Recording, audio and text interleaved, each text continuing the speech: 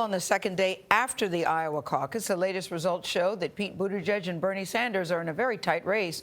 With 71% of the precincts reporting, Buttigieg seems to be on track to win the state with nearly 27% of the state's delegates. But Sanders is ahead in the popular vote. Let's head over to the decision desk where Tony is with CBS News Elections and Surveys Director. That's Anthony Salvanto. Hey, Gayle, thanks. Yeah, seems to be on track is the key thing. These numbers are fascinating, so let's dig into them a little bit. This is a map of Iowa. We've got the delegate count up there.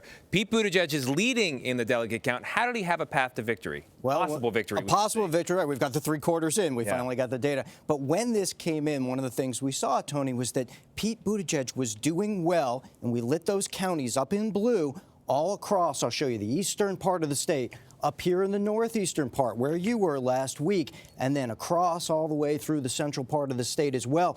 But you also want to point out that Bernie Sanders does well around the college towns. He does well around Des Moines. Whoa, it just made the map move.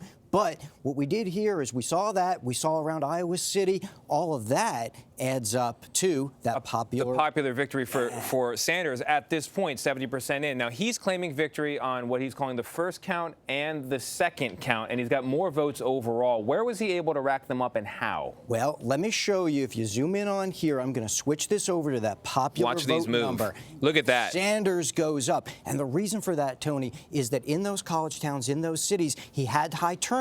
There's not as many delegates there, so he doesn't go up on the delegate count. But he's going to say that he got more people to turn out for him, and that's a victory claim.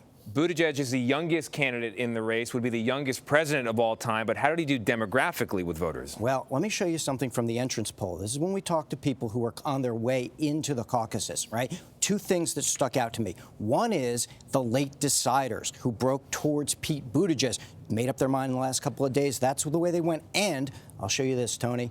These young people, okay, look at that. That is part of Sanders' core base. He gets 48% of those folks under 30. You watch New Hampshire going forward. That's a group that's going to stick with him, so they say in the polling. Really interesting. Before we let you go, we've got to talk about Joe Biden.